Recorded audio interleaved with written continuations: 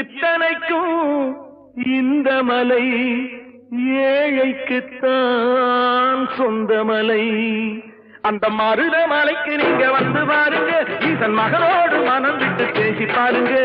தீராத வினைகள் எல்லாம் தீர்ந்து போகுங்க, சத்தியமா சொல்லுறேன், தீராத வினைகள் எல்லாம் தீர்ந்து போகுங்க.